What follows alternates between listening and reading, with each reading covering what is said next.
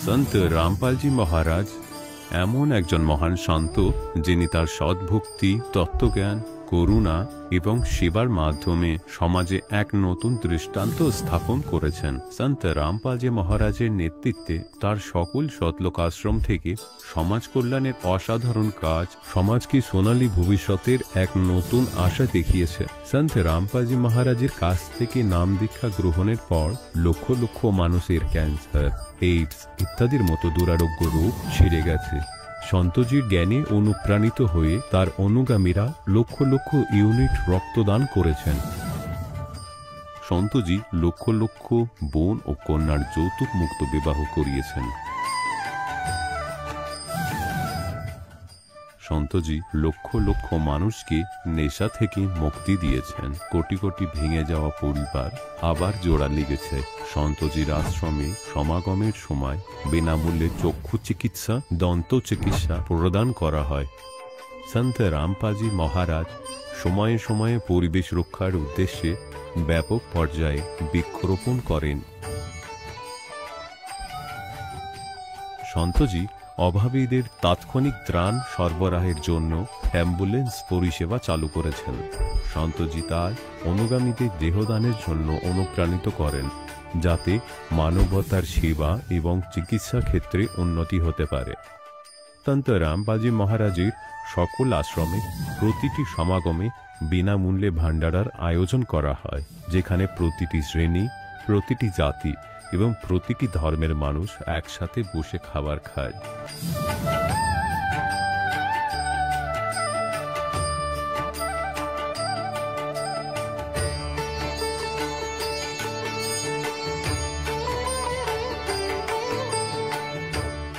সন্ত রামপালজি মহারাজের আশ্রমে হাজার হাজার বয়স্ক মানুষ সম্মান এবং ভালোবাসার সাথে জীবনযাপনের সুযোগ পান।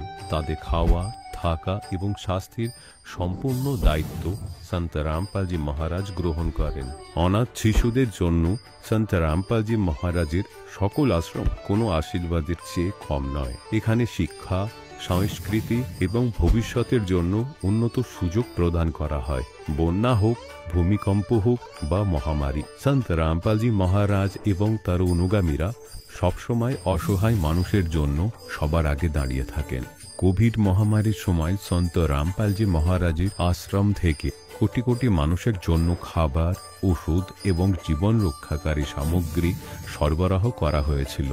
দরিদ্রদের সাহায্য হোক বা কোনো শোষিত ও নিপীড়িত শ্রেণীর অধিকার ও সম্মানের লড়াই, সন্ত রামপালজি মহারাজ সবসময় তাদের কণ্ঠস্বর সরকারের কাছে পৌঁছে দিয়েছেন এবং তাদের যথাযথ ন্যায় বিচার প্রদানে গুরুত্বপূর্ণ ভূমিকা পালন করেছেন।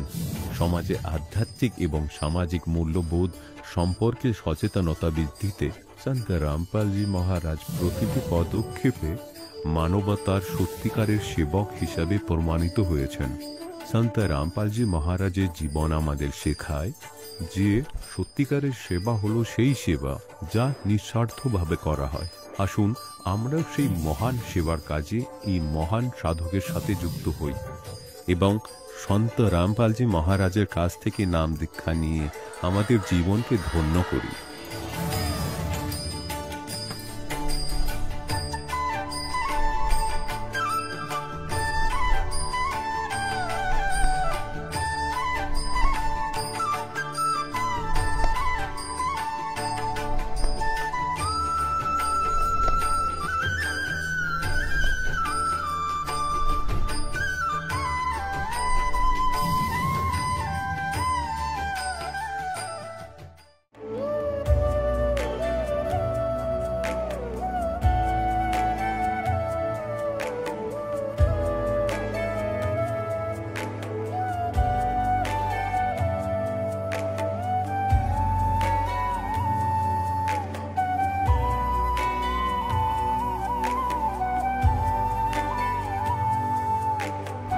প্রভু, রাম, দেব, ভগবান, আল্লাহ, খোদা, ঈশ ইত্যাদি একই শক্তির নাম।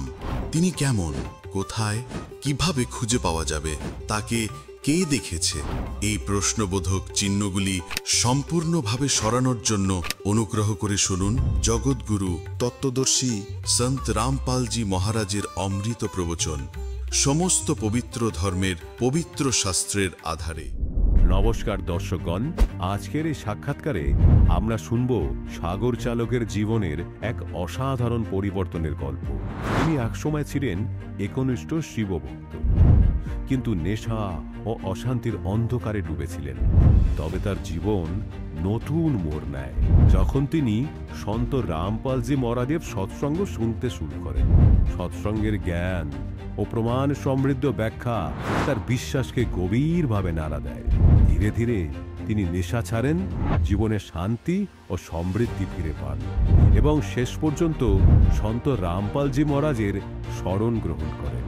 আজ তিনি নিজের অভিজ্ঞতা শেয়ার করছেন, যাতে আরো অনেক মানুষ সত্য পথ খুঁজে পায়। চলুন শুনি তার বাস্তব অভিজ্ঞতার কথা।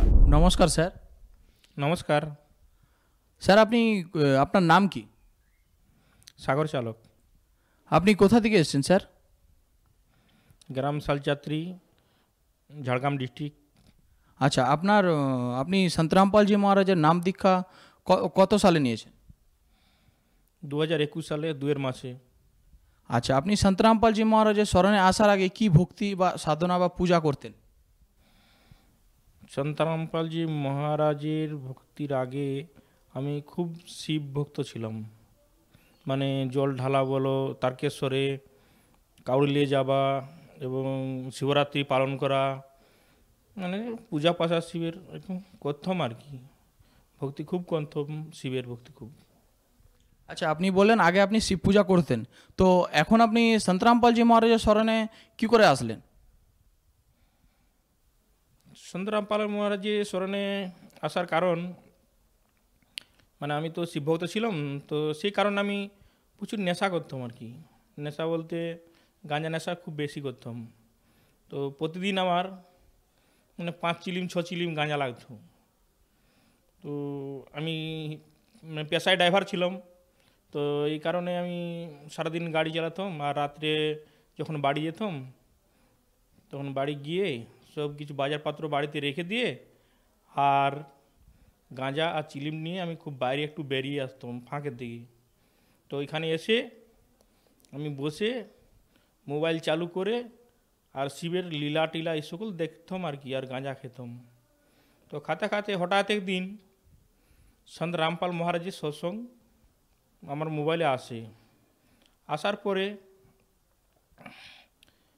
সন্ত রামপালজি মহারাজ বলেন সৎসঙ্গে যে কে ব্রহ্মার বিষ্ণুর মাতা পিতা, কে শিবের ঠাকুর দাদা, এসব বলার পরে আমি অবাক হয়ে যাই, এইভাবে হয় নাকি।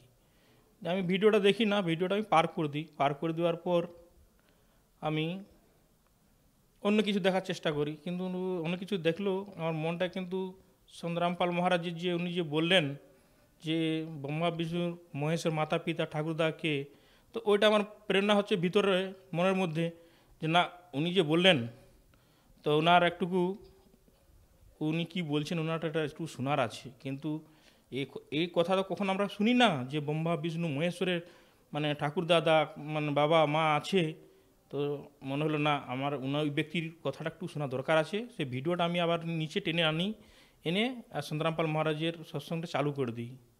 এবার চালু করে দেওয়ার পরে দেখছি যে উনি সৎসঙ্গ করছেন, আর আমাদের যত হিন্দু সমাজের ধর্মশাস্ত্র গ্রন্থ আছে, যেন শিব পুরাণ, দেবী পুরাণ, এই সকল পুরাণ উনি খুলে খুলে একটা একটা পৃষ্ঠাকে আঙ্গুল দিয়ে দেখিয়েছে যে দেখো এইখানে এরকম লেখা আছে, এখানে এরকম লেখা আছে, এখানে এখানে এইসব লেখা আছে।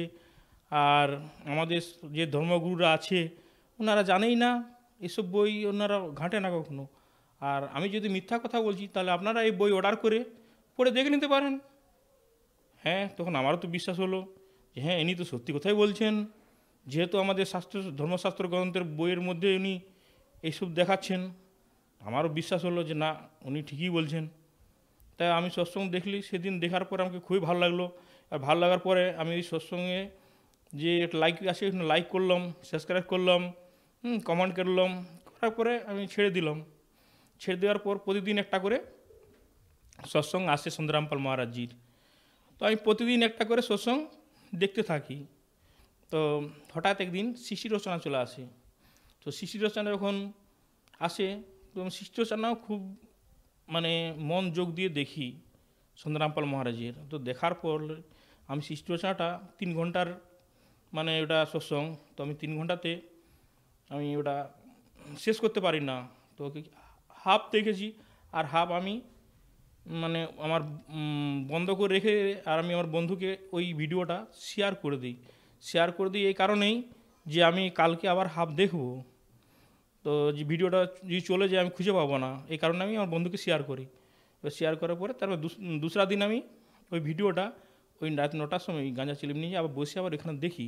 আবার দেখার পরে যখন এই সৃষ্টি রচনা সম্পূর্ণ আমি দেখলাম, দেখার পরে আমাকে মানে কি বলবো, যে ভিতর থেকে একটা মনের মধ্যে একটা কান্না টাইপের ভাব আমার শরীরে এলো, চোখে মুখে জল চলে এলো যে না, ইনি যে বলছেন সুন্দরামপাল মহারাজজি, ইনি তো সত্যিই বলছেন। এসব জ্ঞান তো কখনো আমরা শুনিই না। আর এইসব যখন আমি সৃষ্টি রচনা শুনলাম, তখন নিজেকে মানে এমন লাগছে যে যদি না সুন্দরামপাল মহারাজজি ইনি যদি না সৎসঙ্গ করতেন, না যদি বলতেন এই সৎসঙ্গের বিষয়ে, তাহলে আমরা কখনো জানতে পারতাম না যে ব্রহ্মা বিষ্ণু মাতা পিতা কে, এবং ব্রহ্মা বিষ্ণু মহেশ্বরের দুর্গার উপরও যে পরম শক্তি আছে, যে তার নাম কবির, সে আমাদের বেদ থেকে প্রমাণ দেখিয়েছে। তো এ সকল দেখার পরে আমিও বাস্তবেই অবাক হয়ে পড়ি, আর আমার মানে ওই সৎসঙ্গ দেখার পরে খুব মানে ইচ্ছুক হই যে হ্যাঁ, যে এই পৃথিবীতে কিংবা এই ব্রহ্মাণ্ডে যদি সৎসঙ্গ মানে করছে, তো সুন্দরামপাল মহারাজই সৎসঙ্গ করছেন। আর অন্য যে মানে গুরু আছে এসব বন্ডব, ইনারা কখনো আজ অবধি শাস্ত্র খুলে দেখায়নি, কেউ দেখায়নি আজকে। আচ্ছা স্যার, আপনি আপনার যে গুরুজি এখন বলছেন সন্তরামপালজি মহারাজ, ইনি প্রমাণটা কোথা থেকে দেখায়? বা সৃষ্টি রচনা আপনি বললেন সৃষ্টি রচনা শুনেছেন, প্রমাণটা কোথা থেকে দেখিয়েছে আপনি একটু বলেন। দেখেন, আমাদের তো মানে কি বলবো, হিন্দু সমাজে যে শাস্ত্র আছে না, শাস্ত্র থেকে দেখাচ্ছেন। ধরো বেদ আছে, গীতা আছে, শিবপুরাণ আছে, দেবী পুরাণ আছে, এগুলার থেকে দেখাচ্ছে। তো এইভাবে যখন আমি দেখার পরে আমার ইচ্ছুক উঠে মনে যে না, আমি যদি গুরু বানাই তাহলে সুন্দরামপাল মহারাজজিকেই গুরু বানাবো। তো এই আমার মনের মধ্যে আমি সম্পর্ক করি আর কি, যে আমি গুরু কিন্তু সুন্দরামপালকে মহারাজে বানাবো, অন্য কাউকে আমি গুরু বানাবো না। ইনি আমাদের ধর্মশাস্ত্র অনুসারেই বলতেছেন, আর ইনি যে ভক্তিটা বলছেন এই ভক্তিটাই সঠিক। এইভাবেই আমার মানে মনে প্রেরণা হয়ে আমি এটাকে সঠিক মনে করি, সঠিক পথ মনে করি, আমি সুন্দরামপাল মহারাজের কে গুরু বানাই। আচ্ছা স্যার, আপনি সন্তরামপালজি মহারাজের স্মরণে কীভাবে এলেন? সুন্দরামপাল মহারাজের স্মরণে আমি এলাম, আগে তো সৎসঙ্গ আমি দেখলামই একটানা মানে 1 মাস এবং 2 মাস। আমি যখন সুন্দরামপাল মহারাজের ওই 1 সপ্তাহ মতন সৎসঙ্গ দেখেছিলাম না, তখন সুন্দরামপাল মহারাজজি আমার স্বপ্নের মাধ্যমে আমাকে এসে জ্ঞান চর্চা আমার সাথে করে। মানে আমাকে ফাঁকা জায়গার মধ্যে আমি বসে আছি, আর সুন্দরামপাল মহারাজজি এই কুর্তা আর মাথা পাগড়ি বেঁধে আর আমার সামনে আস্তে আস্তে হেঁটে হেঁটে আসে, আর আমি এখানে বসে আছি একটা ফাঁকা জায়গার মধ্যে। এসে আমাকে উনি বলছেন যে বেটা আর ভক্তি করো, আর কারণ আমি এই সময় পৃথিবী লোকে এসেছি, আর তোমাদের মতন মানব কত জন্ম তোমাদের হয়েছে, কত জন্ম তোমরা গাবিয়ে দিয়েছ, 84 লাখ ভোগ করেছো, কুকুর গাথা কত বেনেছো নিজেরা। আর মানুষ জন্ম এই কারণেই পায় যে সৎভক্তি করে সৎলোক চলে যাবে এবং মুখ্য লাভ মানে করার জন্যে, কিন্তু এই মানুষ কখনো বুঝতে চায়নি, আর এই সকল সৎভক্তি করতে চায়নি, বললেও কেউ বুঝতে চায়নি। তো আমি এই পৃথিবীর লোকে এই সময় এসেছি, আমার স্মরণে চলে আসো, তোমাকে আমি এমন একটি স্থান আছে যেখানে মানুষ গেলে কখনো মানে জন্ম হলে একবার মৃত্যু হয় না। ওইখানে না আছে বুড়াপা, না আছে রোগ, না আছে জ্বালা, না কিছু। ওইখানে শুধু সুখ আর সুখ। ওখানে দুধের নদী আছে, মানে ঘিয়ের নদী আছে, আর ওইখানে বড় বড় বাগান, ফল বৃক্ষ, পাহাড় আছে, ঝর্ণা আছে, এই সকল আছে। তো এইভাবে আমাকে এসে বুঝিয়েছে। তো আমি তো নিজেই জানতাম না যে সতলোক কোথায়। তো আমি বলি হ্যাঁ এরকম কিছু আছে। বলছে হ্যাঁ বাবা, সেখানে অমর লোক আছে যেখানে কখনো মৃত্যু হয় না কারো। তো এসব বুঝাবার পরে আমি ওনার কিনে সম্পর্ক করি নিজের থেকে যে হ্যাঁ আমি আপনাকে দণ্ডায়মান প্রণাম করে ওনাকে বলি যে হ্যাঁ গুরুজি, আমি তোমাকে তোমার শরণে যেতে চাই। তখন বললে হ্যাঁ বাবা তুমি আসো। তো এইভাবে বলার পরে আমার স্বপ্ন ভেঙে যায়। ভেঙে যাওয়ার পরে আমি উঠে আমার বউকে বলি, জানো সন্ত রামপাল মহারাজ আমার স্বপ্নে এসেছিল আর আমাকে এই সকল বলছে যে ওই একটা লোক আছে সতলোক বলে, আর ওইখানে না কখনো গেলে মৃত্যু হয় না। তো স্বপ্ন হয়েছে। আরেকদিন আমি বাড়িতে মানে শুয়েছিলাম, তো মানে বিকেলবেলা 4টা বাজে এই সময় আমি ঘুমিয়েছি জাস্ট, কিন্তু আমার চোখ বন্ধ ছিল, আমি ঘুমাইনি, চোখ খালি একটু বন্ধ আছে, ঘুমাইনি। কিন্তু সেদিনও আমার সরাসরি সন্ত রামপাল মহারাজ আমার সামনে এসে প্রকট হয়ে যান। তো হয়ে আমাকে বলেন, বেটা তুমি কবে যাবে দীক্ষা নিতে? তো আমি বলি যাব। তো বলছে না চলো, টাইম খুব জলদি পেরিয়ে যাচ্ছে, শীঘ্রই মানে সময় চলে যাচ্ছে, তুমি কবে যাবে? আমি বলি আমি তো যাবো বলেছি তো আপনাকে, যাবো আমি, যখন আপনাকে আমি যাবো বলেছি আমি যাবোই। তখন বলছে না না এরকম করলে হয় না, আর তুমি খুব চলো, খুব তাড়াতাড়ি নিমে চলো দীক্ষা। আমি সেদিনও বলি বাড়ির লোকে সবাইকে বলি যে সন্ত রামপাল মহারাজ এসেছিলো, নিনাই আমাকে এরকম বলছেন। তো বাড়ির লোক বলছেন আরে তুমি সন্ত রামপালজি মহারাজ করেন সব সময়, আর সন্ত রামপাল মহারাজজির তুমি সৎসঙ্গ দেখছো, ওই জন্যেই তোমাকে এরকম দেখা যাচ্ছে, তোমার স্বপ্নে আসছে তোমাকে এরকম করছে, এসব তোমার মাথা খারাপ হয়ে গেছে, তুমি মানে সবসময় ওনার সৎসঙ্গ দেখে। তখন আমি বাড়ির লোককে বললাম, মা বাবাকে, ভাই দাদাদেরকে, যে আমি তো মানে কি বলবো, ছোটোর থেকে বড় অবধি অনেক ফিল্ম দেখেছি। তো ফিল্ম মানে তখন প্রচুর দেখতাম ফিল্ম, রোজ 2-3টা করে ফিল্ম দেখতাম। আমি বলি কই কখনো তো আমার সামনে কোনো নায়িকা কি কোনো হিরো এসে আমার সঙ্গে কথা বলে না। তো আর এই সন্ত রামপাল মহারাজজি এসে কেন বলছেন তাহলে? না, সন্ত রামপাল মহারাজজি বলছেন ইনি পরম শক্তি আছে, ইনার ভগবান আছে, এই কারণে উনি এসে আমাকে বলছে, এইসব জ্ঞান চর্চা আমার সঙ্গে করছে, নাহলে তো জ্ঞান চর্চা করতো না। তো আচ্ছা স্যার, আপনি বলেন আপনি আগে শিব পূজা করতেন, ভোলে বাবার প্রসাদ খেতেন, হ্যাঁ নেশা ভাঙ, তো এখন আপনি বলছেন আশ্রমে তো এসব বারণ আছে, এর বিষয়ে কি বলেন? আশ্রমে এ সকল তো মানা তো আছেই, মানে নেশা করা তো দূরের কথা, কাউকে নেশা এনে দেওয়ারও সন্ত রামপাল মহারাজজি পারমিশন দেয় না। এ সকল জিনিস মানুষের জীবনকে নষ্ট করে দেয়। তো আপনি এত টাকা দিয়ে নেশা গাঁজা ভাঙ খেতেন, তো এটা আপনার বন্ধ হলো কি করে? এটা সন্ত রামপালজির যে সৎসঙ্গ দেখবে, যে কোনো মানুষে যদি সন্ত রামপাল মহারাজজির 1 মাস থেকে 2 মাস একটানা যদি সৎসঙ্গ উনি দেখতে চাই ঠিক মন দিয়ে, তাহলে নেশার থেকে অটোমেটিক উনি নেশার থেকে দূরে সরে যাবেন, ওখানে সরতেই হবে। সন্ত রামপালজির মহারাজের সৎসঙ্গে মানে এত পাওয়ার আছে তুমি ভাবতেই পারবেন না। তুমি যদি না বিশ্বাস হয়, আপনি 2 মাস 1 মাস সৎসঙ্গ দেখুন, দেখার পরেই আপনি আপনার রেজাল্ট পেয়ে যাবেন। তো আপনি বলছেন অটোমেটিক সৎসঙ্গ, সন্ত রামপালজি মহারাজের সৎসঙ্গ শুনলে অটোমেটিক নেশা ভাঙ দূর হয়ে যায়? হ্যাঁ একদম 100%। সন্ত রামপালজির মহারাজের সৎসঙ্গ যদি কেউ দেখে, তাকে নেশার থেকে দূরে হতেই হবে, এরকমই পাওয়ার আছে। আচ্ছা স্যার, তো আপনি বলছেন নেশা দূর হয়ে যায়, সৎসঙ্গ শুনলেই নেশা দূর হয়ে যায়, তো আমাদের দর্শকদেরকে একটু বলবেন কেন এখানে আমাদের সরকার করছে নেশামুক্ত এত কেন্দ্র আছে, জেলায় নেশামুক্ত কেন্দ্র আছে, তো এতে মানুষজন গেলেই ঠিক হচ্ছে না, তো আপনার বলছেন সন্ত রামপালজি মহারাজ সৎসঙ্গ শুনলেই নিমিষেই ঠিক হয়ে যায়, তো আপনাদের গুরুজি কিছু দেয় কি জড়িবাটকালা বা কিছু করে কি জাদু কি করে? আমাদের গুরুজি তো কোনো জুড়িবুটি কিংবা কোনো জাদু, কোনো টোনা এই সকল কিছু করেন না, ঠিক আছে। আর সরকারের কথা বলছেন, সরকার যেমন মুহিম চালাচ্ছে নেশামুক্তর, সেরকম ঘরে ঘরে লাইসেন্সও দিয়ে দিচ্ছে নেশা করার জন্যে। তো ওনারা সরকার মুহিম না চালায়, যদি মদ দোকানগুলো বন্ধ করে, লাইসেন্সগুলো বন্ধ করে, তখনই তো নেশা ভারত মুক্তি হবে না, মানে নেশা মুক্তি হবে, না হলে কী করে মুক্তি হবে? ওনারা একদিক থেকে বলছেন আমরা নেশা মুক্তি মহন চালাচ্ছি, আর একদিকের থেকে মানে কাউকেও লাইসেন্স দিয়ে দিচ্ছে, তাহলে এভাবে কি নেশা বন্ধ করা যায়? এভাবে বন্ধ করা যায় না।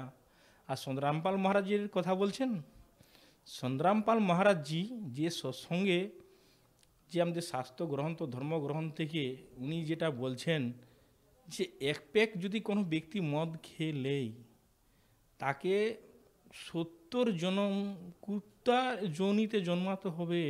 তো আমি যখন জানলাম যে এক প্যাক মদ খেলে কুকুরের যোনিতে 70 বার জন্মগ্রহণ করতে হবে, তো আপনারা বিচার করুন যে মদটা খালে আমি কুকুর হবো কি মদটা খেয়ে?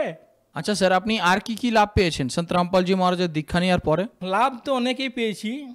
দেখুন, লাভ বলতে দেখুন, আমার তো একটা শরীরের মধ্যে খুব একটা অ্যালার্জি ছিল, মানে মাঝে মাঝে খুব চুলকানি হতো, আর এবং কি চিরাচিরি হয়ে গেলে, নুচানুচি হয়ে গেলে ওইখানটা লাল হয়ে ফুলে যেত, আর বড় বড় দাগ হয়ে যেত মানে শরীরের মধ্যে। তো মানে এই যে অ্যালার্জিটা কখন আমার শরীর থেকে গায়েব হয়ে যায়, মানে সন্ত রামপাল মহারাজের দীক্ষা নেওয়ার পরে কখন গায়েব হয়ে যায় আমি নিজেও বুঝতে পারি না। আর আমার লাভ তো অনেকে হয়েছে, যেমন আমি ড্রাইভিং করতাম, মাস পুরালেই মানে অনেক, মানে 10,000 12,000 এরকম বেতন পেতাম, কিংবা 18,000 টাকাও বেতন পেতাম। তো ইনকাম করতাম, কিন্তু পয়সা বাড়িতে একদমই থাকতো না। মানে আজ কি আনবো, কাল কি খাবো, এসব চিন্তা ভাবনা থাকতো, কিন্তু বাড়িতে কীভাবে যে পয়সা শেষ হয়ে যেত আমি নিজে বুঝতে পারতাম না। কিন্তু যেদিন থেকে সন্ত রামপাল মহারাজের দীক্ষা নিছি, সেদিন থেকে পয়সা কিন্তু বেড়েই যাচ্ছে, বাড়িতে বেড়েই যাচ্ছে। যতই খরচা করি, পয়সা তো খরচা করছি আমরা, কিন্তু করলেও কিন্তু কমেনি, পয়সা কিন্তু বেড়েই যাচ্ছে। আর মানে আজকে আমি তো গাড়ি চালাতাম মানে 8-10 বছর, সে যে পয়সা 8-10 বছর আমি যেটা জমাতে পারিনি, আমি সন্ত রামপাল মহারাজের দীক্ষা নিয়ে 4 বছরে তার থেকে 3 গুণ টাকা আমার কিনে জমা হয়ে গেছে। এখন আপনি মানে কি বলবো আপনাকে, যে আমি যদি মনে করি একটা মানে 1 বিঘা জায়গাও কিনতে পারি, কিংবা একটা 4 চাকা গাড়িও কিনতে পারি। এইভাবে মালিকের দয়াতে এইভাবে মানে লাভ পেয়েছি। তো আপনি বলছেন সন্ত রামপালজি মহারাজের দীক্ষা নেওয়ার পরে পরিস্থিতি অনেক খুব ভালো হয়েছে, খুবই ভালো। তো আর কি কি লাভ হয়েছে বলেন? লাভ তো অনেকই পেয়েছি দাদা, আপনাকে কি বলবো। আপনি যে আপনাকে যদি বলি সন্ধ্যা থেকে মানে সকাল থেকে বললে সন্ধ্যা হয়ে যাবে, রাত হয়ে যাবে, এতই লাভ পেয়েছি। তাও আমরা মানে মোটা একটা লাভ বলে দিচ্ছি আপনাকে। তো আপনি আমাদের দর্শকদেরকে আর কিছু বার্তা দিতে চান? দেখো, আমি তো দর্শককে বার্তা দিতে পারি না, কিন্তু আমি হাত জোড়ো করে প্রার্থনা করতে পারি। দেখুন, আমার যে আজ এত মানে সুবিধার মধ্যে আমি ছিলাম, এই অসুবিধারগুলা থেকে, যেমন নেশা থেকে বলো, অশান্তি থেকে বলো, আর ওই শরীরের বিমারি বলো, তো এই সকল যদি লাভ এই ভাই আমাদের বোনে যত সব ভাই বোনরা আছে, ইনারা কিংবা জগতের যে আছে সবাই, ইনারা যদি এইসব লাভ নিতে চান, তো সন্ত রামপাল মহারাজের শরণে আসুন আর সদ্ভক্তি করে দেখুন। সন্ত রামপাল মহারাজজির বইও পাওয়া যাচ্ছে, জ্ঞানগঙ্গা এবং জীবনের পথ, গীতা তোমার জ্ঞানমৃত, এই বইলা পড়ে একটুকু আপনারা দেখুন যে আমাদের যত ধর্মশাস্ত্র আছে ওনার সঙ্গে মিলান করুন। এগুলাতে সন্ত রামপাল মহারাজজি একটুকু ভুল বলেন না, আর ভুল লেখেন না, বইয়ে একদম প্রুফ করা আছে। আপনি মিলে নিন, মিলাবার পরে পড়ে আপনি ভালো করে যাচাই করে নিন। যাচাই করে নেওয়ার পরে আপনারা সন্ত রামপাল মহারাজের নাম দীক্ষা নিন। আপনারাও এরকম সুখী হবেন, কিংবা রোগ থেকে মুক্তি হবেন, অশান্তি থেকে শান্তি পাবেন, এবং নিজের জীবন কল্যাণ করুন। আচ্ছা স্যার, আপনারা তো সময় দেওয়ার জন্য ধন্যবাদ। নমস্কার দর্শকগণ, এখন আপনি শুনলেন সন্ত রামপালজি মহারাজের থেকে দীক্ষা গ্রহণ করে সুখী হওয়া ভক্তের অভিজ্ঞতা। এখন দেখুন জগৎগুরু তত্ত্বদর্শী সন্ত রামপালজি মহারাজের মঙ্গল প্রবচন। তাই পরমাত্মা বলেন যে সদ্ভক্তি করে না, সে প্রধানমন্ত্রী হোক অথবা সে রাষ্ট্রপতি হোক বা পুরো পৃথিবীর, আগামী জন্মে সে মনুষ্যের জীবন প্রাপ্ত করবে না, পশু জনিতে সে চলে যায় বা পাখির জনি পেয়ে থাকে, অন্যান্য প্রাণীর জনিও প্রাপ্ত করে থাকে। আর এখানে তো তার মূর্তির মহিমাও হচ্ছে, তার উপর ধূপ দীপ লাগানো হচ্ছে, মালা পরানো হচ্ছে 1 বছর পর পর। আর সে কে জানে কাক এসে সেই মূর্তি তার নিজের মূর্তির ওপরেই বিট করে বেড়ায়। এটা দেখি ছাই যশ। এই জন্যই বলছেন, मन तू सुख के सागर बस रे भाई और न ऐसा यस रे। এর বরাবর কোনো যশ নেই, কোনো মহিমা নেই, তো তুই এখান থেকে টিকি ছাড়িয়ে নে, শতলোকে চল, ওখানে সর্বদা সুখী থাকবে। और ने ऐसा यस रे। सर्व सोने की लंका होती रावण से रणधीरम, एक पलक में राज राजीव जम के पड़े जंजीरम, मन तू सुख के सागर बस रे भाई और न ऐसा यस रे, मन तू सुख के सागर बस रे भाई और न ऐसा यस रे। उदय अस्त बीच राज चले थे ऐसी जन ठकुराई, उदय अस्त बीच चक्कर चले थे ऐसी जन ठकुराई, चुन कर शिश्वर कल्प करी जा खोज न पाया राई, मन तू सुख के सागर बस रे भाई और न ऐसा यस रे, मन तो सुख के सागर बस रे भाई और न ऐसा यस रे। 60,000 सगड़ के होते कपिल मुनीश्वर खाए, 60,000 सगड़ के होते कपिल मुनीश्वर खाए, एक पुत्र उत्तान पात का स्वर्ग में पद पाए, मन तू सुख के सागर बस रे भाई और न ऐसा यस रे, मन तू सुख के सागर बस रे भाई और न ऐसा यस रे। भाई राम नाम पर लाद पढ़े थे अरण्य से पूना भाई, राम नाम प्रहलाद रटे थे अरण्य से पूना भाई, नरसिंह रूप धरे नारायण खम्ब पाड़ के आए, मन तू सुख के सागर बस रे भाई और न ऐसा यस रे, मन तू सुख के सागर बस रे भाई और न ऐसा यस रे। नामदेव नाम निरंजन राते जाकी छान छवाई, नामदेव नाम निरंजन राते जाकी छान छवाई, एक पलक में देवल फेरा व मर्तक गौ जवाई, मन तू सुख के सागर बस रे भाई और न ऐसा यस रे, मन तू सुख के सागर बस रे भाई और न ऐसा यस रे।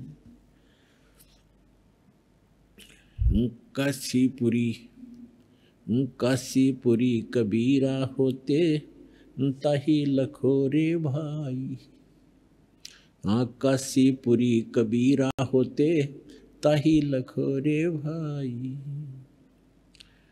बन के सो बंजारा उतरे 9 लाख बौलद आई, मन तू सुख के सागर बस रे भाई और न ऐसा यस रे, मन तू सुख के सागर बस रे भाई और न ऐसा यस रे। भाई कनक जनेऊ कंद दिखाया भक्ति करी रविदासा, कनक जनेऊ कंद दिखाया भक्ति करी रविदासा, दास गरीब कौन गति पावे, मग हर मुक्ति विलासा, मन तू सुख के सागर बसरे, भाई और न ऐसा यस रे, मन तू सुख के सागर बसरे, भाई और न ऐसा यस रे। এখন কি বলছেন পরমাত্মা আমাদের মনে করিয়ে দিচ্ছেন যে এখানে আপনারা কি চাইছেন। सर्व सोने की लंका थी, रावण से रणधीरम, एक पलक में राज विराजी वजम के पड़े जंजीरम। हाय हाय।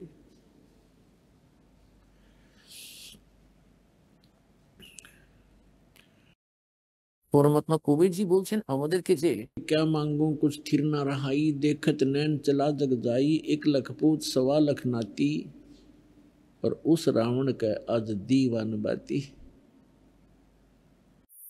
পরমাত্মা বলেন आवत संग ना जात संगाती, যখন তুমি সংসারে এসেছিলে তখন তোমার সঙ্গে কেউ আসেনি, পরে এখানেই যোগাড় যন্ত্র করতে হয়েছে সব, এইখানেই ব্যবস্থা তৈরি করা রয়েছে। आवत संग ना जात संगाती, और क्या भया दरबंदे हाथी। তারপর বলছেন कहे कबीर अंत की बारी, जैसे हाथ झाड़ कर चला जुआरी। যারা সৎ ভক্তি করে না অথবা ভক্তি একেবারেই করে না, ওই ব্যক্তি তার শেষ সময়ে মৃত্যুর সময়তে এমনভাবে দুঃখিত হয়ে যাবে, খালি হয়ে যাবে, যেভাবে জুয়ার খেলায় হেরে যাওয়া জুয়ারি হাত ঝাড়তে ঝাড়তে চলে যায়। তাই বলছেন যে कहे कबीर अंत की बारी, और जैसे हाथ झाड़ कर चला जुआरी। তাই বলছেন পরমাত্মা যে राम नाम पर लाद पड़े थे, अरण्यक से पूना भाई। राम नाम पर लाद रटे थे, अरण्यक से पूना भाई। नरसिंह रूप धरे नारायण, खम्भ पाड़ के आए, मन तू सुख के सागर बसरे, भाई और न ऐसा यसरे। যেমন প্রহ্লাদ ভক্তের কাহিনী আপনি বহুবার শুনেছেন। এটা কোনো কথা হলো? দেখো বুদ্ধি ভ্রষ্ট ওই ব্যক্তির, ছেলে ভক্তি করছে আর তার পিতা মানা করছে। তার পিতার কর্তব্যের প্রতিও বঞ্চিত ছিল সেই ব্যক্তি, এতটাই দুষ্ট ছিল সে, নিজের মনের কারণে, তার অহংকারের কারণে। না হলে ভক্তি করে যে ব্যক্তি তাকে তো সাধারণ ব্যক্তিরাও সহযোগিতা করেন, যে ভালো ভাই ভালো, খুব ভালো ভক্তি করছেন, আপনি তো খুব ভালো ভক্তি করছেন। আর যে ভক্তিতে বাধা দেয় তার মতো দুষ্ট মানুষ এই পৃথিবীতে আর হয় না। তাই এখানে পরমাত্মা বলছেন এত রাজ্য প্রাপ্ত ছিল হিরণ্যকশিপুর, সিদ্ধি শক্তিও ছিল তার, সেনা ছিল তার কাছে, কিন্তু ভক্তি না করে ভক্তিতে বাধা প্রদানকারী ব্যক্তিদের অন্ত খুবই খারাপ হয়। नरसिंह रूप धरे नारायण, खम पाड़ के आए। তারপর বলছেন नामदेव नाम निरंजन राते, जाकी छान छवाई।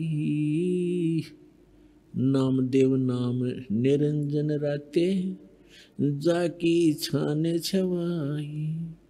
एक पलक में देवल फेरा, वो मर्त्यक गौ जवाई। मन तू सुख के सागर बसरे, भाई और न ऐसा यसरे।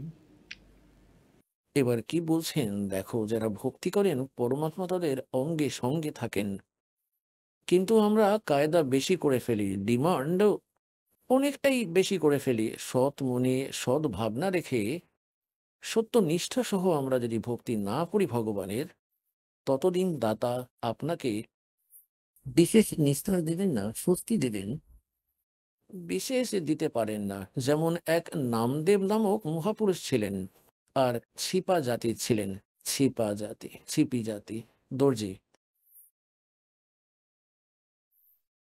আর পূর্বের সংস্কার ছিল খুবই ভালো, পুণ্যাত্মা ছিলেন। পুণ্যাত্মা এই ভক্তির জন্য বিচরণ করে বেড়ায়, কোনো কোনো সাধনা তারা করতেই থাকেন।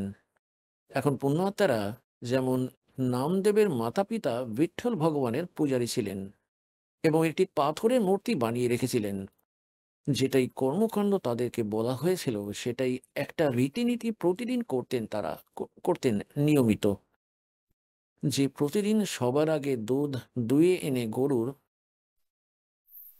ভগবান বিঠ্ঠলের মূর্তির সামনে রেখে দিতেন আর পর্দাও লাগিয়ে দিতেন।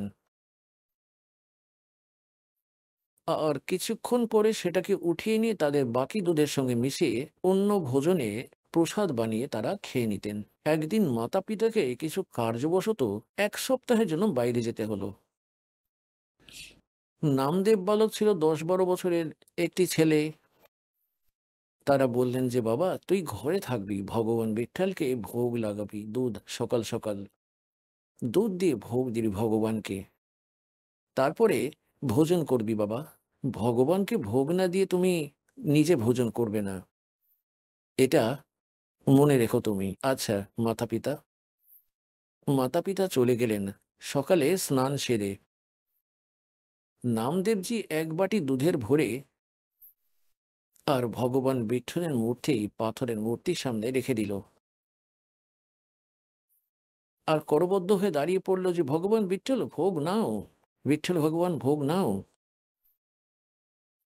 সে সম্পূর্ণ প্রসেস জানতো না যে কিছুক্ষণ পরে উঠিয়ে নিয়ে মাতা পিতা তা ঢেলে দিতেন তাদের অন্যান্য ভোজনে।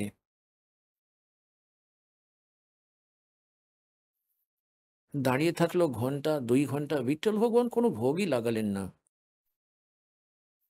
তাতে কিছু পিঁপড়ে পড়ে গেল। তাই সে ভাবলো ভাই আমাদের বিঠ্ঠল ভগবান প্রসন্ন নন আমার প্রতি। আর সেই দুধ সেখান থেকে তুলে নিল। পরের দিন আবার স্নান সেরে খুব হৃদয় থেকে প্রার্থনা করলো, দুধ রেখে দিল, ওইখানেই রইল, কিছু ভোগ নিলেন না। তারপর আবার তুলে নিল। 2 দিন সেও মানে নামদেবও তিনিও কিছু আহার করেননি। তৃতীয় দিনেও ঠিক এমনই হলো। বাচ্চা ছেলে খিদেতে খুবই ব্যাকুল হয়ে পড়ে আর বলল ভগবান যতক্ষণ আপনি ভোগ লাগাবেন না আমার মাতা পিতার আদেশ, আপনার দাসও ভোজন করতে পারবে না। আমি অবশ্যই কোনো ভুল করে ফেলেছি, কারণ আমি সম্পূর্ণ পূজার বিধি দ্বারা পরিচিত নই ভগবান। বালক আমি, আমার কোনো ত্রুটি থাকলে ক্ষমা করুন। আপনি ভোগ না গ্রহণ করলে আমার মাতা পিতা অত্যন্ত ক্ষুণ্ণ হবেন, ওনারা রাগান্বিত হবেন। তাই ভগবান আপনি ভোগ গ্রহণ করুন, আমার ত্রুটি মাফ করে দিন প্রভু। এবার তৃতীয় দিন গিয়ে ভগবান দেখলেন যে ওই বালক ওই ওই পাথর তো কিছুই শুনছিল না, কিছুই করছিল না। আবার বলছেন যে 100 साल सिद्धर मैं करूं अपने जन के काज। স্বয়ং পরমাত্মা এলেন সূক্ষ্ম রূপ ধারণ করে আর পাথরের মূর্তির হাত এইভাবে আগে বাড়িয়ে দিলেন, হাতে বাটি ধরলেন। আর নামদেব ভাবল যে পাথর পান করছে, আর পান করছিলেন ভগবান সূক্ষ্ম রূপে। নামদেবের খুশির কোনো সীমানাই রইল না। স্নান করলো, ভোজন করলো। তার মাতা পিতা এলেন, তারা এসেই জিজ্ঞাসা করলেন যে বালক হয়তো ভুল করে ভোগ নাও লাগাতে পারে ভগবানকে। বললেন বাবা ভগবানকে বিঠ্ঠল ভগবানকে ভোগ লাগিয়েছিলিস না? সে বলল মাতাজি ভোগ তো আমি প্রতিদিনই লাগাতাম, কিন্তু ভগবানই গ্রহণ করেননি। ভগবান তৃতীয় দিন ভোগ নিলেন, 2 দিন কিছুই আহার করেননি। আর আমিও কিছুই খাইনি। আমিও খুবই দুঃখিত হলাম, খিদেও খুবই পাচ্ছিল, কিন্তু মাতা আমি সেই জন্য কোনো আহার করিনি। তৃতীয় দিন আমি বিশেষ প্রার্থনা করি ভগবান ভোগ লাগাও। তখন ভগবান ভোগ লাগালেন এবং নামদেবের মাতা পিতা বাচ্চাটির মুখের দিকেই তাকিয়েছিলেন যে এ নিশ্চয়ই মিথ্যা কথা বলছে। এ বলছে যে তৃতীয় দিন ভগবান দুধ পান করে নিয়েছিল বিঠ্ঠল ভগবানের মূর্তি। তারা ভাবলেন এ নিশ্চয়ই নিশ্চয়ই মিথ্যা কথা বলছে, এ কোনো ভোগ টোগ কিছুই লাগায়নি আর আমাদের ভয়ে এটা বলছে। কিন্তু বাচ্চাটির হাবভাব দেখে মনে হচ্ছিল যে সে মিথ্যে কথা বলছে না। তারা জিজ্ঞেস করলো, পুত্র, সত্যি ভগবান ভোগ গ্রহণ করে দিলেন?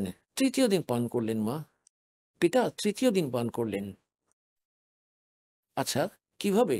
আমাদের আমাদের সামনে পান করিয়ে দেখাও।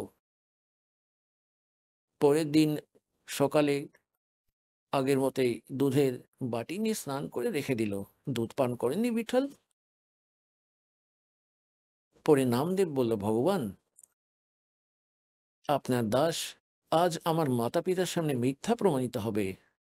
আমার আবার কোনো ত্রুটি হয়েছে ভগবান? হে মালিক, আপনি তো পরম দয়ালু। ভোগ লাগাও প্রভু। ওই সময় মাতা পিতার সামনেই সেই মূর্তির হাত বড় বড় হয়ে গেল, এইরকম যেমন আমাদের হাত হয় সেই রকম হয়ে গেল। আর তিনি বাটিটি ধরলেন আর এইভাবে দুধ পান করলেন। এবার তো নামদেবের পিতার খুশির ঠিকানা রইল না। তারা সারা গ্রামকে বলে দিল যে আমার পুত্র বিঠ্ঠল ভগবানকে ভোগ লাগিয়ে দিল, ভগবান দুধ পান করলেন, আমাদের সামনেই পান করলেন। কোনো গ্রামবাসীরই এটা বিশ্বাস হলো না যে এরা তো মিথ্যা বলে, গুজব ছড়িয়ে বেড়ায়, দুনিয়াকে বিভ্রান্ত করে বেড়ায়। এরা তাদের ছেলের মহিমা বানাতে চাইছে, তাকে মহান বানাতে চাইছে, ওই যার যেরকম ধারণা ছিল আর কি। পঞ্চায়েত ডাকা হলো যে পঞ্চায়েতের সামনে বিঠাল ভগবানের মূর্তি রাখা হবে, তাকে দুধ পান করাবে তোর ওই পুত্র, তবেই মানবো, না হলে দেশ ছাড়া করবো, তোমাদেরকে গ্রাম থেকে বের করে দেবো। পঞ্চায়েত বসলো, সবাই আসলো সেখানে, বিঠল ভগবানকেও রেখে দিল। নামদেবের পিতা নামদেব পঞ্চায়েতে হাজির হও। তখন বলল যে নামদেব, এইখানে আমাদের সকলের সামনে তুমি মূর্তিকে ভোগ লাগিয়ে দেখাও। রেখে দিল দুধ।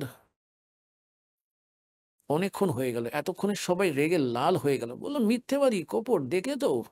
তখন নামদেব বললেন যে হে ভগবান,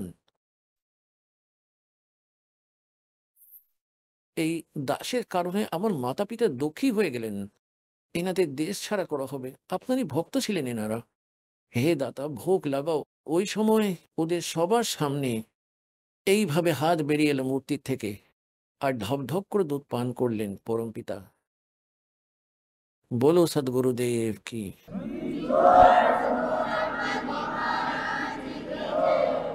তো পুণ্যাত্মারা, এই না যে মূর্তি পান করছিল, ভগবানই যা কিছু করলেন, আর সেই নিজের প্রিয় আত্মা নামদেবের জন্য করলেন, কারণ তিনি পূর্বজন্মের ভক্ত ছিলেন তার। আর বর্তমানে এমন লীলা নামদেবের দ্বারাই হয়েছিল, বহু মহিমার পাত্রও তিনি হয়েছিলেন, কিন্তু মোক্ষ নামদেবজির হলো না। আরো বহুবার, একবার কি হয়েছে, পূর্বে কুঁড়ে ঘর থাকতো, সব জায়গাতেই মোটামুটি ছাউনি থাকতো, আর বর্ষা সিজনের আগে সেইগুলোকে রিপেয়ার করতে হতো।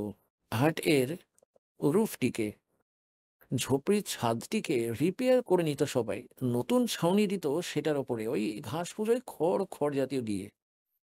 নামদেবের মা বললেন যে পুত্র, বর্ষার মৌসুম আসতে চলেছে, তার আগেই তুই আমাদের এই ঝোপড়ি রিপেয়ার করিয়ে দে, এর উপর না ছাউনি দিয়ে দে। জঙ্গল থেকে ঘাস ফুস কেটে আনতে হতো। নামদেব সেই ঘাস ফুস কাটতে চলল। একটা একটা কুড়ুল ইত্যাদি সঙ্গে নিয়ে, কারণ কেটে আনতে হতো গাছ থেকে। রাস্তায় সৎসঙ্গ হচ্ছিল, সৎসঙ্গে বসে গেল, সারাদিন মগ্ন ছিল, তারপর সেবা করতে লেগে গেল। সন্ধে হয়ে গেল। তার যে উদ্দেশ্য ছিল ঘাসফুস নিতে যাওয়া, সেটা কিন্তু সে আনতে পারল না, খালি হাতেই আসলো। মা জিজ্ঞাসা করলো, বাবা কি হয়েছিল আজ, ঘাস আনলে না যে? মা, কাল আনবো, আজ আমি সৎসঙ্গে চলে গিয়েছিলাম। 4 দিনের সৎসঙ্গ ছিল সেটি, সে পরের দিনও তাই, তার পরের দিনও তাই হলো। এবার তৃতীয় দিন যখন সে ভাবলো যে মা আজ খুব রাগান্বিত হবে, পিতাও খুবই রাগ করবে, সেই সৎসঙ্গ শীঘ্রই সমাপন হয়ে গেল। সন্ধে হতে আর কিছু সময় বাকি ছিল সেখানে। তাই সে ভাবলো যে তাড়াতাড়ি কিছু ঘাস ফুস কেটে নিয়ে যাই, না হলে ঘরে খুবই রাগ করবে যে তুই রোজ সৎসঙ্গে যাস, কিছুই করিস না। তাই জলদি জলদি সে লাগলো কাটতে। তার পায়ে কুড়ুল লেগে গেল। তা- তাড়াহুড়োয় ঘাবড়ে যাচ্ছিল সে বেচারা। পায়ে কুড়ুলের আঘাত লেগে গেল আর পা ধরে সে বসে পড়ল। ঘাস যেটা কেটেছিল সেটাও সে আনতে পারল না। তখনই এক ব্যক্তি এলো, সে তাকে পট্টি বেঁধে দিল। ওষুধ কিছু ঘাস পাতা নিয়ে তার আঘাতটির ওপর পট্টি বাঁধলো যে বাবা ঠিক হয়ে যাবে, কোনো ব্যাপার নয় এটা। এবারে নামদেব ধীরে ধীরে আসছিল, সেইখানে সে বাহানা পেয়ে গেল যে মাকে আজকে বলে দেবো যে আমার পায়ে চোট লেগেছে, কুড়ুল লেগে গেছে, তাই আমি আজকে কিছু আনতে পারলাম না, কাল আনবো, পরে ঠিক হয়ে যাব তখন আবার নিয়ে আসবো। এবার ঠিক হতেও টাইম লাগতো, কারণ বর্ষা আগত প্রায়।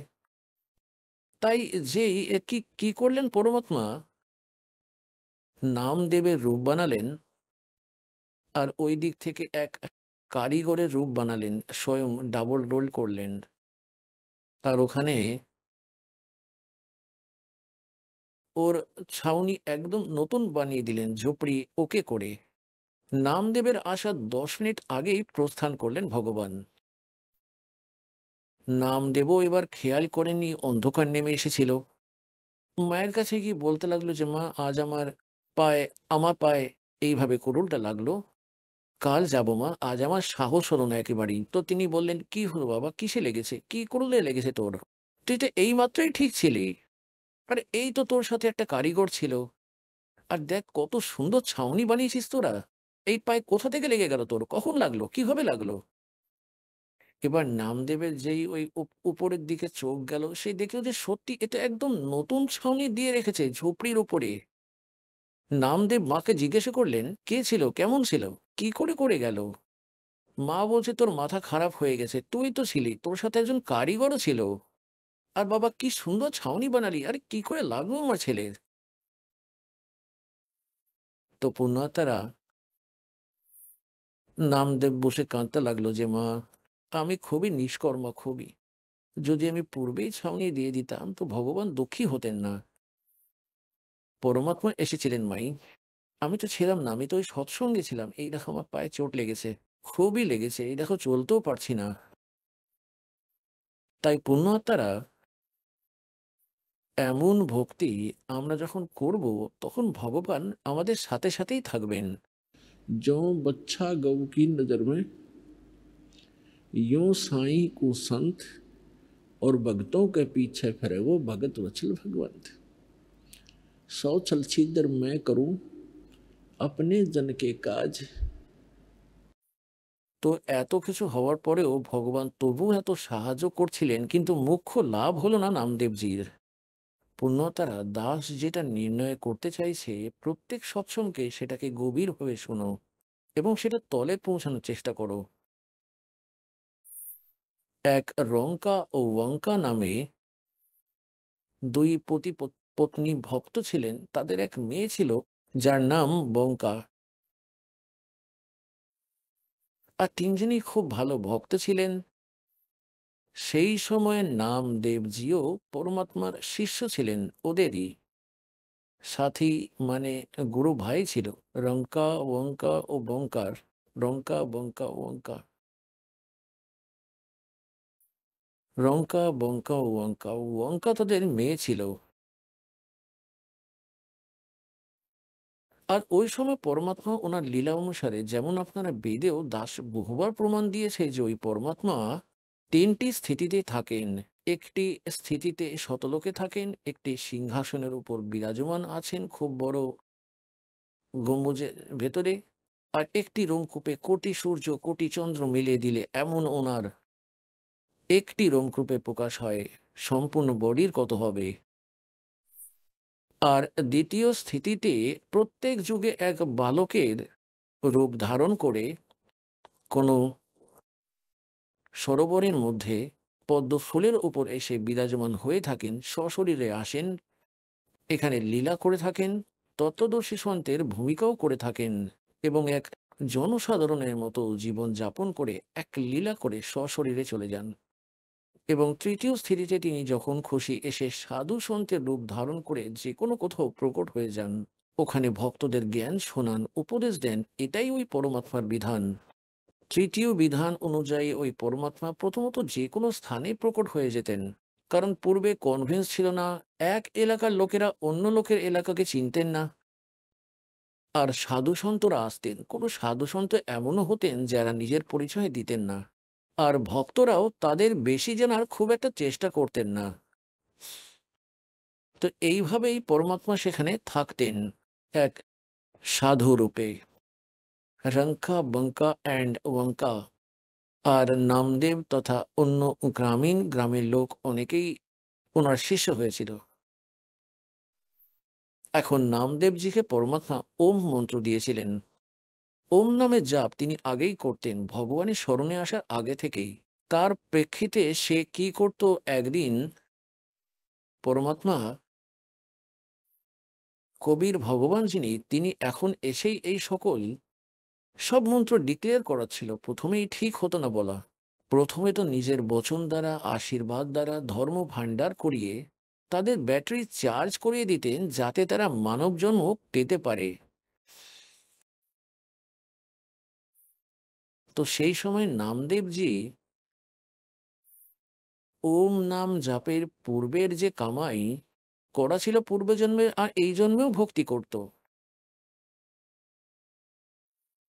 কিন্তু পরমাত্মা তাকে শতনাম দেননি তখনও পর্যন্ত। কারণ যতক্ষণ পরীক্ষায় উত্তীর্ণ না হয়ে যায় ভক্ত, ততক্ষণ শতনাম দেওয়া হতো না। আগে তো একেবারেই দেওয়া হতো না, দুই একজন ভক্তকেই দেওয়া হয়েছিল, তাকে দিয়ে প্রতিজ্ঞা করানো হয়েছিল যে আর কাউকে জানাবে না। একদিন নামদেবজি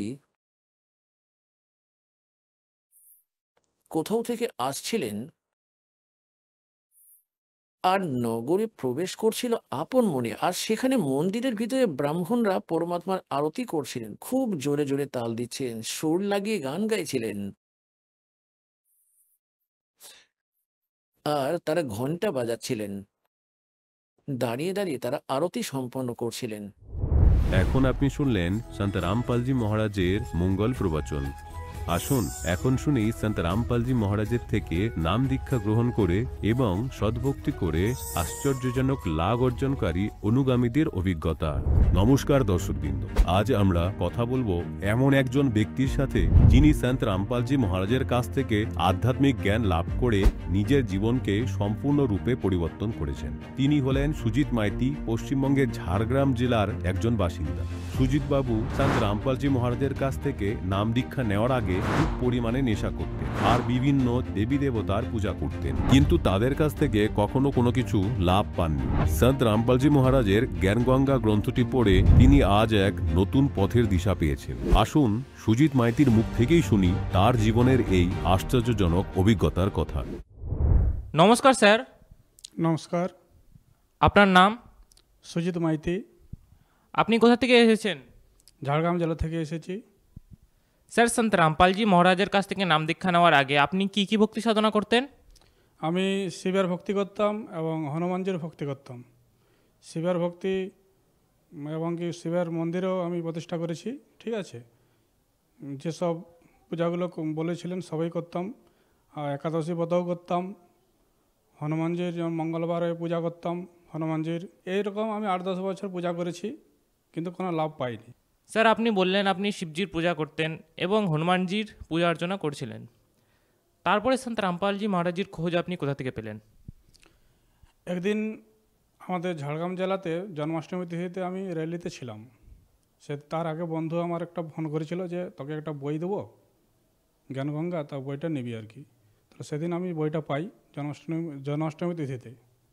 তাও বইটা পাওয়ার পর আমি বইটা পড়ার পর গুরুজির আবার বই আমি পাই, জীবনের পথ, গীতা, তোমার জ্ঞান অমৃত। পরপর 3টা বই পড়ার পর আমার চোখ খুলে যায় যে এতদিন জ্ঞানটা আমি কেন পাইনি। তারপর গীতার সাথে সব মেলাবার পরে আমি গুরুজির কাছে দীক্ষা নিতে যাই। দীক্ষা নেওয়ার পর আমি শতভক্তিতে আসি। স্যার, সন্ত রামপালজি মহারাজের কাছ থেকে যারা নাকি নাম দীক্ষা নেন তাদের অনেকজনেরই অনেক লাভ হয়। আপনার কি কি লাভ হয়েছে? আমি সন্ত রামপালজি মহারাজের কাছে দীক্ষা নেওয়ার আগে অনেক নেশা করতাম, যেমন মদ, গাঁজা, বিড়ি, সিগারেট, গুটকা, পান, যত রকম নেশা আছে সবই করতাম। কিন্তু যখনই সন্ত রামপালজি মহারাজের কাছে দীক্ষা নিই, তারপরে সব নেশা আমার অটোমেটিক ছেড়ে যায়। সৎসঙ্গ, সন্ত রামপালজি মহারাজের কাছে সৎসঙ্গ শুনি, সদ্ভক্তি করি, এতে সম্পূর্ণ নেশা থেকে আমি মুক্তি পাই এবং আপাতত এখন আমি সুস্থ আছি। এবং সন্ত রামপালজি মহারাজ সৎসঙ্গের মধ্যে অনেক কিছু বলেন, যেমন নেশা করলে অনেক কিছু পাপ হয়, এবং আমাদের সনাতন ধর্মের গরুড় পুরাণে বলা আছে যে একবার মদ খেলে 70 জন্ম কুকুরের জনিতে যেতে হবে। মাছ খেলে অনেক পাপ হয়, জীব হিংসা করলে অনেক পাপ হয়, এরকম আমাদের গরুড় পুরাণে বলা আছে। আর আমাদের গুরু সন্ত রামপালজি মহারাজও সৎসঙ্গের মাধ্যমে উনি এই নেশা মুক্তির কথা অনেক কিছু বলেন। এসব শুনেই আমি সব কিছু নেশা অটোমেটিক আমি ত্যাগ করে দিয়েছি। এছাড়াও বর্তমান পৃথিবীতে সন্ত রামপালজি মহারাজে হচ্ছেন তত্ত্বদর্শী সন্ত, তার কাছে আমি সদ্ভক্তি পেয়েছি। তিনি স্বাস্থ্যের অনুকূল ভক্তি উনি প্রদান করেন, এবং আবার যারা গুরুজি আছে যারা আমাদের জগতে, তারা শাস্ত্রের বিরুদ্ধে জ্ঞান প্রদান করেন, ভক্তি প্রদান করেন, তাহাতে কোনো তাদের লাভ হবে না। একমাত্র সন্ত রামপালজি মহারাজের কাছে দীক্ষা নিলে লাভ হবে এবং কি মুক্তির পথ পাওয়া যাবে। স্যার, আপনি বললেন সন্ত রামপালজি মহারাজের কাছ থেকে নাম দীক্ষা নেওয়ার পর আপনার নেশা পূর্ণরূপে সমাপ্ত হয়ে যায়। এছাড়াও সন্ত রামপালজি মহারাজজি সমাজের জন্য কি কি কাজ করেন? সমাজের জন্য উনি নেশা মুক্তির কাজ করেন এবং সমাজকে শুধরাবার জন্য বিষাক্ত যেমন পণ প্রথা আছে, দহেজ, যেটাকে হিন্দিতে দহেজ বলা হয়, এই পণ প্রথা থেকে উনি মুক্তির জন্য পণ মুক্ত বিবাহর উনি সমাজ সংস্কারকের ভূমিকা পালন করছেন। এর সাথে নেশা মুক্তির ভূমিকা উনি পালন করছেন, যাতে আমাদের সমাজ সঠিক দিশায় চলে। স্যার, সন্ত রামপালজি মহারাজের কাছ থেকে নাম দীক্ষা নেওয়ার পর আপনার অনেক লাভ হয়েছে। আপনার যে দীর্ঘদিনের নেশা ছিল, সেই নেশার থেকে আপনি মুক্তি হয়ে যান। তাহলে যারা নাকি আপনাকে এখন দর্শকগণ টিভিতে দেখছেন, তাদেরকে আপনি কি বার্তা দিতে চান? তাদেরকে আমি এই কথাই বলতে চাই যে তারা শাস্ত্র খুলে যেন দেখেন, আমাদের গীতাতে কি আছে, বেদে কি আছে, আর 18 পুরাণে কি আছে, তার সাথে জ্ঞানটা মেলান। আমি বলছি না যে আমাদের সন্ত রামপালজি মহারাজের শ্রেষ্ঠ গুরু, আপনারা ধর্মগ্রন্থগুলো খুলে দেখুন, নিজে আপনারা সিদ্ধান্ত করুন কোনটা ঠিক কোনটা বেঠিক। শাস্ত্রের প্রমাণ দেওয়া আছে। ভগবান শ্রীকৃষ্ণও গীতাতে বলেছেন, অর্জুন তোর কাছে শাস্ত্রেই প্রমাণ, শাস্ত্র খুলে দেখ, শাস্ত্রে যেটা বলেছে ওটাই ঠিক, শাস্ত্রে যেটা বলেনি ওটা ভুল। অতএব আপনারা গীতা খুলে দেখুন, শাস্ত্রের সাথে আপনারা মিলান, আপনাদের জ্ঞানটা সঠিক দেখুন, তারপর আপনারা সিদ্ধান্ত নেন কোনটা ঠিক কোনটা বেঠিক। এছাড়া আপনারাও সন্ত রামপালজি মহারাজের কাছে নাম দীক্ষা নিয়ে নিজের জীবন কল্যাণ করুন। স্যার, আপনার বার্তা শুনে যদি কেউ সন্ত রামপালজি মহারাজের কাছ থেকে নাম দীক্ষা নিতে চায়, তাহলে তারা কিভাবে নাম দীক্ষা প্রাপ্ত করতে পারবেন? সন্ত রামপালজি মহারাজের যেসব বই আছে, যেমন জ্ঞানগঙ্গা, জীবনের পথ, গীতা তোমার জ্ঞানামৃত, এই বইয়ে ফোন নাম্বার দেওয়া আছে, বা আপনারা ইউটিউবে গিয়ে আপনারা পেয়ে যাবেন সন্ত রামপালজি মহারাজের ফোন নাম্বার। সেখানে ফোন করলে আপনারা সঠিক জায়গা বলে দেবে, যে নামদান সেন্টারে নাম দীক্ষা দেওয়া হয় অনলাইনের মাধ্যমে। এরপর আপনারা যদি যেতে চান সন্ত রামপালজি মহারাজ যে বরবালা হরিয়ানাতে, সেখানে যেতে পারেন, এবং মোবাইল নাম্বারে আপনারা যোগাযোগ করুন, আপনারা পেয়ে যাবেন আপনাদের সামনের নামদান কেন্দ্রের ঠিকানা। আপনারা নিকটতম নামদান সেন্টারে গিয়ে আপনারা সন্ত রামপালজি মহারাজের কাছে নাম দীক্ষা নিয়ে নিজের জীবন কল্যাণ করুন। ধন্যবাদ স্যার। ধন্যবাদ।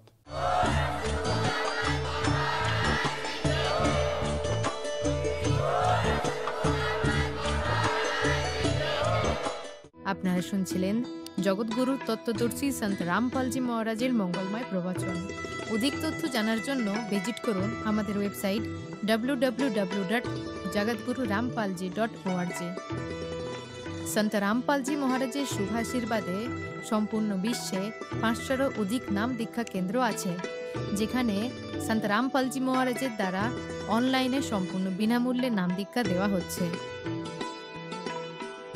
আপনার নিকটবর্তী নাম দীক্ষা কেন্দ্রের ঠিকানা জানার জন্য যোগাযোগ করুন 918882914911-এ।